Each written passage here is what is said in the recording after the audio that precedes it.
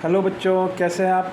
आज हम पढ़ाने वाले हैं आपको बाइनोमियल थ्योरम में कुछ अच्छे कॉन्सेप्ट। हम आपको कुछ आज वार्म अप कर रहे हैं पिछले टॉपिक से रिलेटेड कुछ जेई मेंस में आए हुए क्वेश्चन से एक क्वेश्चन दे करके उसके बाद हम नया टॉपिक स्टार्ट करेंगे। ठीक है, तो एक क्वेश्चन जेई मेंस में आया हुआ है 2018 में। एक क्वेश्चन आप देखेंगे।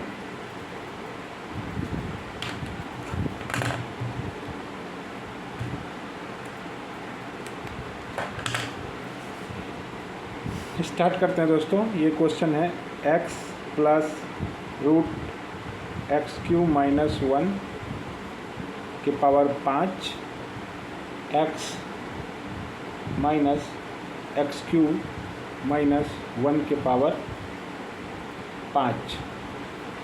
कह रहा है कि find the coefficient of sum of the all coefficient. Find, question इसी तरह से कुछ है, फाइंड द कोफिशिएंट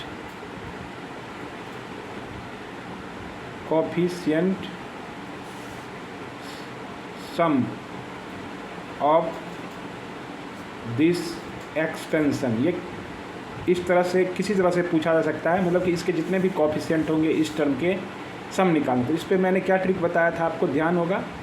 अगर उस ट्रिक से आप काम करेंगे तो ये क्वेश्चन चुटकी भर का है। और इसके आंसर में आपके दिए हैं 1, बी में दिए हैं 0, सी में दिए हुए हैं 2, डी में दिए हुए हैं -1। ये मेंस के क्वेश्चन है। ये 2000 जेई मेंस 2018 के क्वेश्चन है, देख लेना आप। तो बहुत ही आसान क्वेश्चन है। आप इसमें यही ट्रिक बताए थे कि सम ऑफ ऑल कोफिशिएंट पूछा जाएगा। तो आप इसमें x इक्वल टू क्या कर देना, 1 कर देना। तो 1 पुट कर दीजिए इसमें। 1 का क्यूब माइनस 1 का 5 और 1 माइनस 1 का क्यूब माइनस 1, यानी क्या हो जाएगा, ये टर्म तो 0 हो जाएंगे। इसके पावर 5 है, यानी 1 के पावर 5 प्लस 1 के पावर 5, तो कितने हो जाएगा, 2 आंसर। तो ऐसा नहीं होता कि क्वेश्चन बहुत हार्ड आता है दोस्तों। थोड़ा आप पेशेंस बना करके अगर पूरे सिलेबस को ख़त्म करते हैं थोड़ा चिंतन और मनन के साथ, तो आप जेई में अच्छा स्कोर्स कर सकते हैं दोस्तों।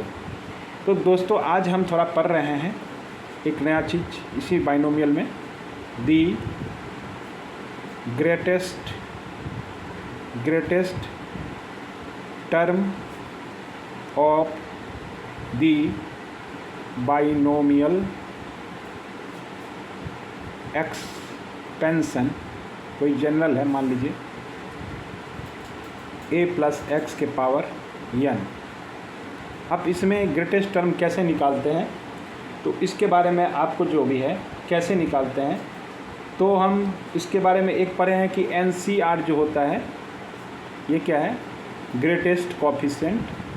ग्रेटेस्ट ये अलग चीज़ है, कोफिशिएंट ये पूछता है कभी। तो इसके बारे में हमने पढ़ा था कि अगर n जो है अगर इवन है तो ग्रेटेस्ट कोफिशिएंट क्या होता है, जो मिडिल टर्म होता है, मिडिल टर्म का जो कोफिशिएंट होता है वही होता है। कोफिशिएंट अलग है, ग्रेटेस्ट टर्म अलग है। ग्रेटेस्ट टर्म क्या होगा, TR+1, मान लीजिए कोई जनरल टर्म लिखते हैं हम, है ना, टर्म कोई भी हो सकता है ना, तो वो होगा। ये कोफिशिएंट अलग है। बाइनोमियल कोफिशिएंट का पूछेगा, ग्रेटेस्ट कोफिशिएंट अलग चीज़ है, या binomial coefficient, greatest binomial coefficient ये अलग चीज़ है। तो इसमें क्या लिखते हैं हम, NC/n/2। वैसे मैंने बताया था कि TN+1/2 और TN+2/2 और TN+3/2 करके आप लिख लीजिए। और अगर इवन है तो मिडिल टर्म ये हो, पकड़ लीजिए मिडिल टर्म।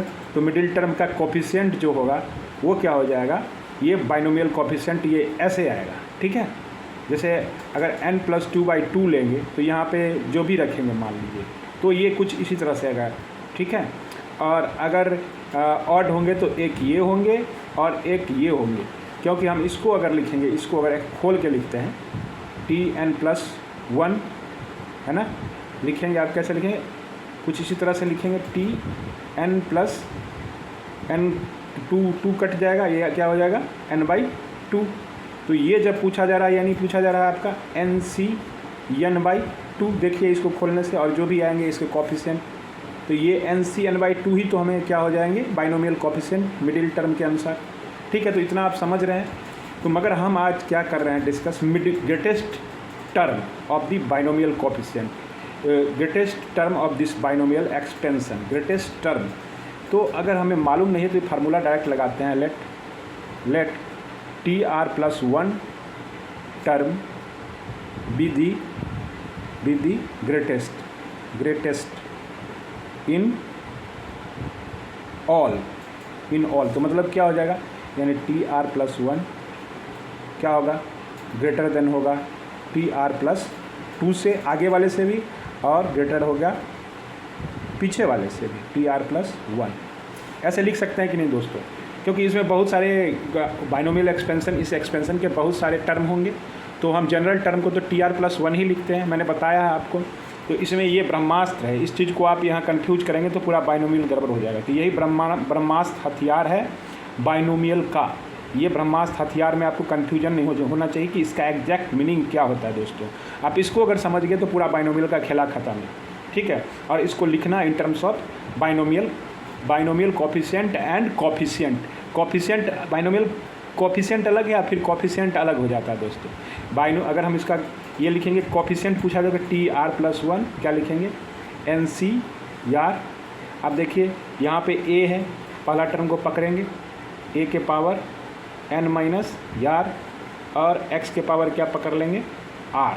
ये हो गया क्या, binomial coefficient. This is the binomial coefficient, sorry this is the coefficient of binomial expansion, but NCR only, NCR is the binomial coefficient। मैंने बताया था आपको, ये भी ध्यान में रखना, दो चीज़ में डिफरेंस आपको रखना है हमेशा। बाइनोमियल कोफिशिएंट, ये क्या है, बाइनोमियल कोफिशिएंट, ये क्या है, कोफिशिएंट।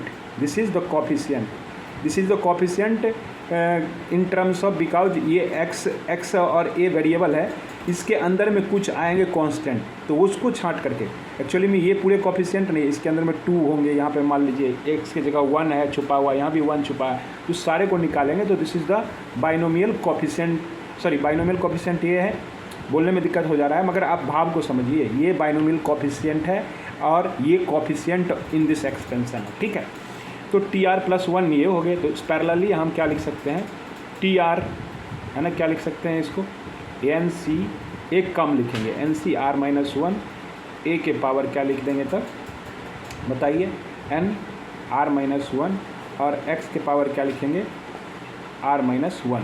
ये लिखना पड़ेगा दोस्तों, क्योंकि TR+1 जनरल को ऐसे लिखते हैं, तो चूँकि एक कम हो गया तो एक सब में कम हो जाएगा, और इसका जोड़ करके देख लिए n डिग्री होना चाहिए, इसको करेंगे तो ये कट जाएगा। अब उसी तरह से TR+2 भी लिख दीजिए, तो क्या हो जाएगा, NCR+1 हो जाएंगे, और इसका क्या हो जाएगा, A के पावर n-r+1 और x के पावर r+1, फिर ये कट के हो गए। तो मगर जनरल टर्म जो है मेरा हमेशा यही है, जनरल टर्म यही है, यहीं से हमारा डिफरेंस निकलता है दोस्तों। अब इसमें हम थोड़ा क्या करेंगे, कि रिलेशन बनाएंगे TR+1 TR और R+2 में। ठीक है, तो जब हम R को निकाल लेंगे तब हमारा सारा काम हो जाएगा। मेन मोटो क्या है कि मेरा R को निकालना, R को कैसे निकाले इन टर्म्स ऑफ TR+2। तो ये तो क्या है कि एब्स्ट्रैक्ट चीज़ है, इसको जब खोलेंगे तभी तो कॉन्क्रीट चीज़ को जानना है। कॉन्क्रीट चीज़ क्या है, R है। R को जब तक नहीं जानेंगे तब हम कैसे निकाल पाएंगे कौन सा टर्म ग्रेटर है। बस ये तो रास्ता है कि हाँ ये रास्ता है, ये रास्ता है, ये रास्ता है ग्रेटेस्ट टर्म निकालने का। मगर जब R निकल जाएगा तब वो पुट कर देंगे इस कोफिशिएंट में, सब कुछ स्पष्ट खुल जाएगा। ठीक है, तो वो हम निकाल सकते हैं। तो इसलिए हम क्या कर रहे हैं, R को निकालने के लिए बस हम क्या करते हैं, पहले को इसको इक्वेशन 1 मानिए, इसको इक्वेशन 2 मानिए, इसको इक्वेशन 3 मानिए, तो 1/2 कर दीजिए, 1/2। तो TR+1 बाई TR। तो ये जो चीज़ होगा, ये क्या होगा, कोई भी चीज़ होगा तो हमेशा इसमें इसको हम क्या करना पड़ेगा, मॉड लेना पड़ेगा, मॉडुलस इसलिए ले रहे हैं कि दोस्तों इसके अंदर जो है नेगेटिव पॉजिटिव कुछ भी कोफिशिएंट आ सकते हैं, है ना। तो हम क्या कह सकते हैं, इसको क्या कहेंगे, ग्रेटर देन 1। क्यों कहेंगे, क्योंकि दोस्तों TR+1 और TR जो है, इसमें TR+1 क्या है, ग्रेटर हमने मान लिया है। TR+1 term be the greatest in all. जब भी डिवाइड करेंगे तो 1 से हमेशा ज़्यादा होगा, क्योंकि ये TR+1 ज़्यादा है। तो अब इसको हम लिखेंगे इसमें इक्वेशन 1/2 से क्या लिख देंगे यहाँ पे बताइए फटाफट, थोड़ा दिमाग लगाइए। NCR ए के power n minus r x के पावर यार, इसको क्या लिखेंगे NCR माइनस 1 ए के power n minus r minus 1 और x के पावर r माइनस 1। अब देखेंगे दोस्तों जिसमें कुछ टर्म जो होगा कैंसिल हो जाएंगे, NCR माइनस 1 और इनटू ए के पावर ये r माइनस 1 है ऊपर में n माइनस आर है, तो ये जो घट के नीचे आएंगे तो n से n को काट देगा और r से r को काट देगा और ये माइनस माइनस प्लस नीचे में क्या हो जाएंगे a हो जाएंगे और ये क्या हो जाएंगे x के पावर r, तो ये ऊपर जाएगा तो यानी x ऊपर चला जाएगा, कहने का मतलब r से r कट जाएगा, नहीं कट जाएगा, ये x के पावर m प्लस n जो फार्मूला होता है x के पावर ये तो उसी के हिसाब से है, तो ये हो जाएगा आपका x के पावर, फाइनली इसको लिख देते हैं x सिर्फ टर्म होगा r से r काट दीजिए और x के पावर माइनस 1 यानी x हो जाएगा और यहाँ पे क्या होगा n को काट दीजिए और r को काट दीजिए, माइनस घुसा तो ये प्लस हो जाएगा, तो नीचे में यानी x हो गया। ठीक है दोस्तों, अब इसको खोल लेते हैं, फैक्टोरियल n बट्टे फैक्टोरियल n माइनस r बट्टे सॉरी पहले इसको लिखते हैं और फैक्टोरियल r, नीचे वाले को लिखते हैं फैक्टोरियल n। ये खोलने का तरीका है दोस्तों, हमने बताया था, इसका मीनिंग बताया था बहुत पिछले सबसे पहला क्लास में। तो आप देखिए इसको क्या लिखेंगे n माइनस आर माइनस 1 का फैक्टोरियल इंटू r माइनस 1 का फैक्टोरियल। थोड़ा हम टाइम ले रहे हैं क्योंकि आप चीज़ों को समझे दोस्तों, x बाई ए। अब देखिए दोस्तों इसमें n ये कट जाएगा है ना, ये कट जाएगा, सेम चीज़ है। अब यहाँ से थोड़ा हम इधर गैप मारते हैं, तो यहाँ से देखिए ये जो चीज़ है सबसे ऊपर भाग जाएगा, ठीक है, और ये जो चीज़ है सबसे नीचे रह जाएगा। तो ये पूरा टर्म को n माइनस आर माइनस 1 लिखिए, ये फैक्टोरियल लिखिए और r माइनस 1 फैक्टोरियल लिखिए और नीचे में क्या लिख दीजिए n माइनस आर फैक्टोरियल लिखिए और क्या लिखिए r फैक्टोरियल लिखिए। अब देखिए दोस्तों, अब इसमें से आपको पकड़ना है, क्या करना है, ये r माइनस 1 है यानी r है, ये क्या है मान लीजिए 5 है तो ये क्या है 6 है। जब 5 फैक्टोरियल बटा 6 लिखते हैं तो उसमें से क्या करते हैं 6 को खोलते हैं, 6 इंटू 5 फैक्टोरियल लिख देते हैं, तो यहाँ से क्या करेगा खुलेगा, यानी क्या होगा r इंटू r माइनस 1 खुलेगा। और यहाँ से देखिए n माइनस आर है और ये r माइनस 1 है, इसमें से कम घट रहा है तो इसमें क्या है ये ज़्यादा है, तो इसको जब काटेंगे इसको जब काटेंगे तो इसमें से क्या खुलेगा बताइए n माइनस आर और n माइनस आर माइनस 1, तो ये नीचे से ये इसमें यहाँ पे नीचे वाले को काट देगा n माइनस आर को, क्योंकि ये ज़्यादा है, ये 7 है तो ये क्या है 6 है, 6 ही है ना 6, तो ये ज़्यादा कौन हुआ घट रहा है ना n में से, तो ज़्यादा ये हुआ, तो इसको खोल ज़्यादा जो ये हो गया तो इसी को खोलेंगे ना, तो ये खुलेगा n minus r minus 1 factorial minus into n minus r. ठीक है, ये समझ रहे हैं कि नहीं आप? तो हम इसको डायरेक्टली यहाँ पे लिख देते हैं, अभी अगले चांस में इसको खोल करके हम डायरेक्ट काट देते हैं, तो आप इसको कंफ्यूज मत करिएगा। हम ये r माइनस 1 किसको खोल के काटेंगे, r ये ज़्यादा है तो r क्या ये ज़्यादा है तो r minus 1 factorial into r होगा, तो इसको जब काटेंगे तो इसका फैक्टोरियल कट गया। अब देखिए n माइनस आर माइनस 1, अब देखिए n माइनस आर ये कम है ये ज़्यादा है तो खुलेगा, ऊपर में क्या खुलेगा, तो ये n माइनस आर माइनस 1 खुलेगा और n माइनस आर फैक्टोरियल, तो इसको हम पूरे से काट देते हैं। ठीक है, तो अब ऊपर में बचा रह गया आपका फाइनली ये जो हुआ TR प्लस 1 बट्टे TR, ये मेरा मॉड टर्म है, तो ये भी क्या है पूरे मॉड टर्म है, इसी को तो हमने लिखा है, और ये टोटल क्या है ग्रेटर देन 1। यहाँ तक समझने में दिक्कत नहीं होना चाहिए। देखिए सर यहाँ से TR प्लस 1 बाई TR लिखे, ग्रेटर देन इक्वल टू 1 लिखे, TR को हमने ये खोल लिया, चूँकि मॉड लगा था इसलिए सबके ऊपर मॉड डाल दिया, ये ग्रेटर देन 0 है ये हो गया, तो यानी फाइनली हमारा जो दोस्तों हो गया n माइनस आर माइनस 1 बट्टे क्या हो गया r। ठीक है, n माइनस आर माइनस 1 बट्टे r, यहाँ पे क्या हो गया मॉड x बाई ये। बताते हैं क्यों, ये चीज़ जो होगा ये तो पॉजिटिव होगा हमेशा, n में से r माइनस 1 घटाएंगे, r जो होगा ये पॉजिटिव नंबर होगा, तो पॉजिटिव नेगेटिव ये इसके बारे में मालूम नहीं, इसी के ऊपर मॉड जाएगा दोस्तों, तो इसको ग्रेटर देन इक्वल टू 1 लिखेंगे। मॉड का जो सिंपल नियम है, मॉड मतलब हमेशा वो पॉजिटिव रहेगा, तो इसके बारे में तो मालूम है पॉजिटिव है, तो इसको तो कोई सस्पेंस नहीं है, इसको हटा दिए मॉड को, इसमें नहीं मालूम है तो सस्पेंस संदेह बना हुआ है, इसलिए इसको अभी मॉड के अंदर रख रहे हैं।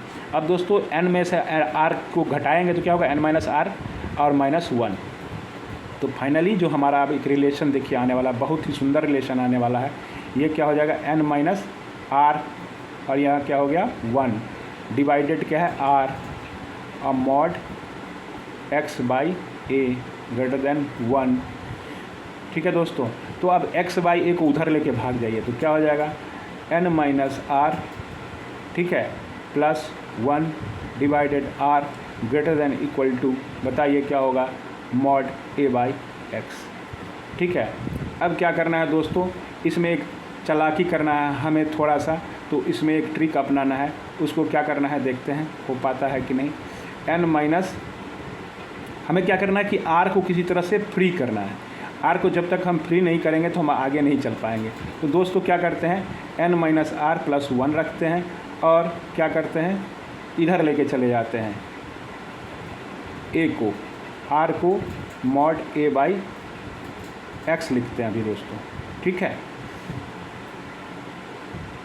नहीं तो इसको n प्लस 1, सॉरी एक मिनट, इसको ऐसे ही रहने देते हैं, इसको थोड़ा अरेंज कर लेते हैं। n प्लस यहाँ r रहने देते हैं, अभी एक लाइन्स और लिखेंगे दोस्तों, इसको अरेंज कर लेते हैं। n प्लस 1 और यहाँ r को अलग कर लेते हैं और यहाँ क्या करते हैं, r से इसको डिवाइड कर देते हैं, यहाँ भी r से डिवाइड कर देते हैं और a बाई एक्स कर देते हैं। अब देखिए r अरेंज हो जाएगा। अब हम निकाल लेंगे r को, यहाँ से r को छांटना है किसी तरह से, तो n प्लस 1 बाई आर, ये हो गया माइनस 1 और ये greater than equal to a by x हो गया दोस्तों। और 1 को इधर लेके भाग जाइए, n प्लस 1 बाई आर और greater than equal to 1 plus क्या हो जाएगा, मॉड a बाई एक्स। दोस्तों देखिए बहुत ही अच्छा रिलेशन आ गया है।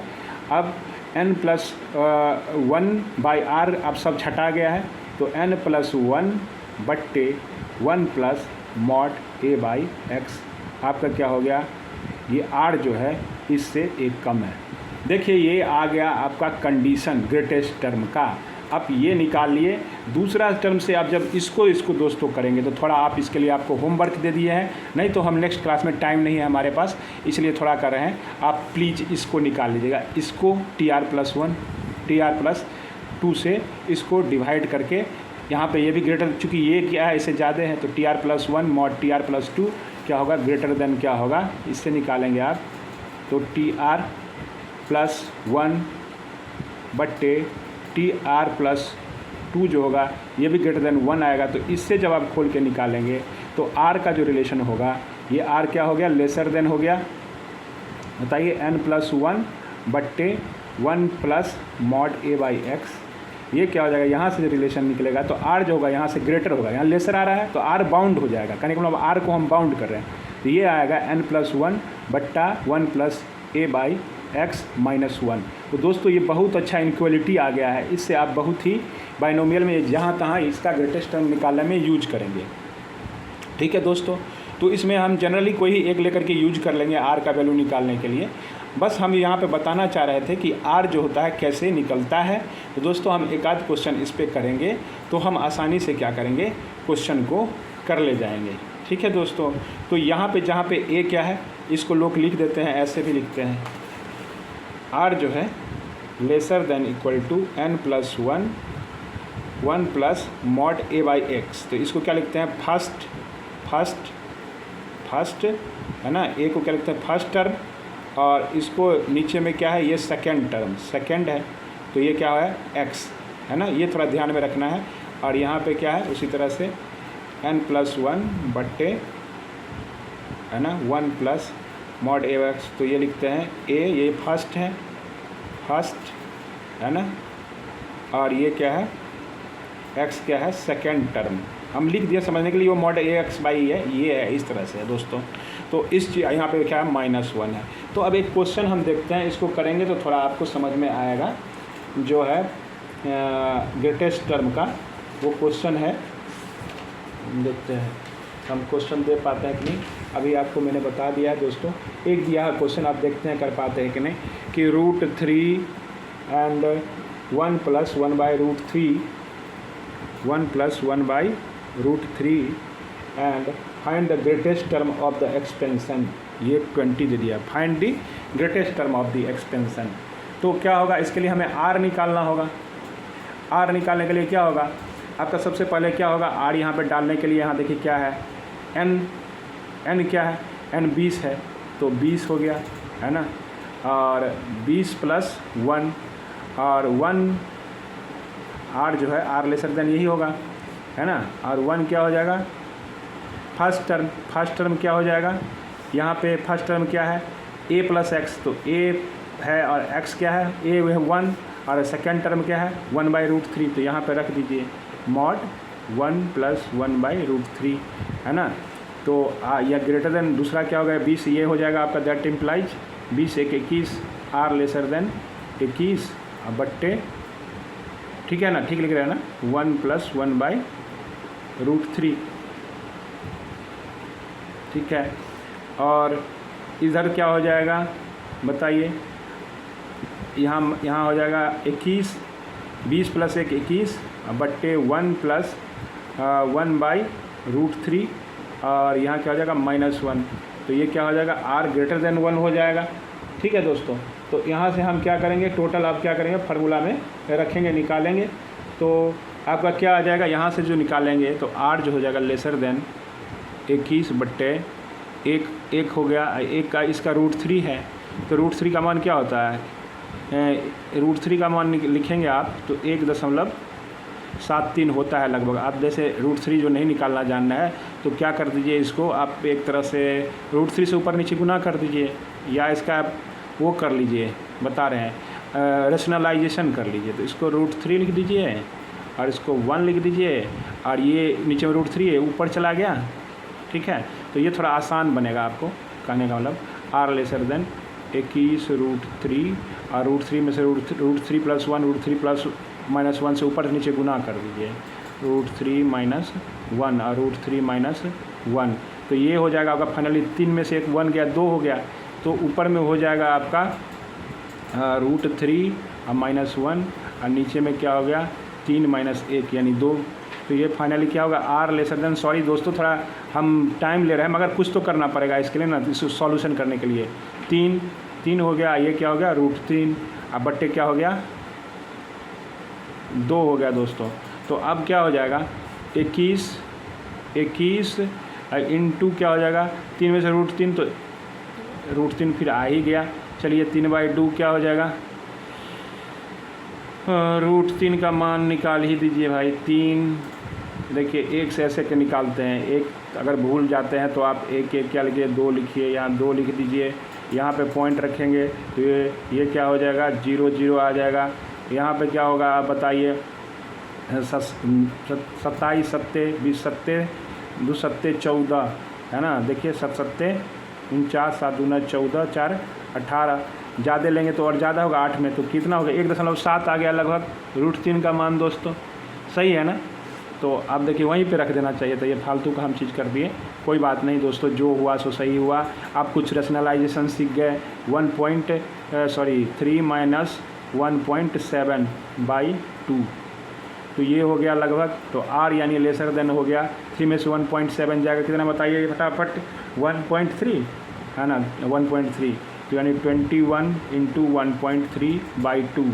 अब देखिए ये आप r का वैल्यू कुछ आएगा, हम उसको ले लेंगे, छांट लेंगे इंटीजर वैल्यू को, तो 21 1.3 यानी 20, तो 13 × 13 और 13 दूना 26 1 27 273 बट्टे कितना हो गया 20, तो इसका 273/20 का क्या हो जाएगा मान लीजिए, इसका 273/20 यानी यहाँ 27 मानते हैं, तो 13 हुआ, 13 दूना 26, है ना, 13 से 13 पॉइंट समथिंग है, तो r क्या होगा 13 पॉइंट समथिंग आएगा, तो हम क्या लेंगे r lesser than equal to 13, तो r लेसर देन 13 होगा, तो r का वैल्यू क्या हो जाएगा, ग्रेटेस्ट टर्म क्या होगा, r का वैल्यू क्या होगा 13 हो गया, यही मैक्सिमम होगा 13 पॉइंट समथिंग, उसके बाद तो r इसे 13 से छोटा उससे ग्रेटर लेंगे, है ना, तो r क्या होगा 13 होगा, मतलब मैक्सिमम वैल्यू 13 पकड़ रहे हैं, और यहाँ से क्या मैक्सिमम वैल्यू पकड़ेंगे -1 घटा करके, यहाँ से क्या होगा 13 में से समथिंग जाएगा, यानी r लाइज बिटवीन, है ना, ये समथिंग यानी r ग्रेटर देन क्या होगा, इसमें से 13 पॉइंट समथिंग आएगा, समझ रहे हैं, 13 में से 12 पॉइंट समथिंग, तो r क्या लेंगे हम 13 ही को पकड़ेंगे ना, इक्वल भी तो है, ये 12 पॉइंट है, ये तो कम हो गया 12 हो जाएगा, तो r यानी 13 हो जाएगा, r टर्म जो मेरा निकल गया, तो यानी ग्रेटेस्ट टर्म क्या हो जाएगा इसका बता दीजिए अब, ग्रेटेस्ट टर्म TR+1 हमने माना था, और NC R इंटू 1 के पावर 20 माइनस क्या हो जाएगा 20 माइनस बाहर भी था क्या? यहाँ बाहर नहीं था, √3 यहाँ बाहर में नहीं है दोस्तों, ये √3 यहाँ लिखा गया है। हाँ सॉरी, √3 भी बाहर में है, तो ये तो बाहर आ जाएगा, कोई मतलब नहीं, इसको निकाल लेंगे हम। √3 से मतलब रखते नहीं हैं। हाँ, तो NCR है ना, कांस्टेंट है, अगर वेरिएबल होता तब सोचने वाली बात थी। तो NCR 20 माइनस कितना हो जाएगा, R कितना निकाला है आपने 13, तो 13 रख देंगे, है ना। और उसके बाद यहाँ क्या होगा, 1/√3 के पावर क्या हो जाएगा दोस्तों, 1/√3 का पावर बताइए। R हो जाएगा, R कितना है आपका 13, तो NCR N कितना था 20 था, है ना, और R कितना हो जाएगा 13। तो ग्रेटेस्ट टर्म क्या हो गया दोस्तों, यही हो गया आपका आंसर। दोस्तों आप इसको सॉल्व कर लेंगे।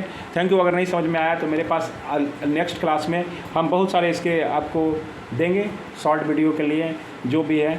फिर भी थैंक यू, हमने कुछ बताने का कोशिश किया। हम आपको एक लंबा वीडियो देंगे इसमें, ठीक है। Okay, bye bye.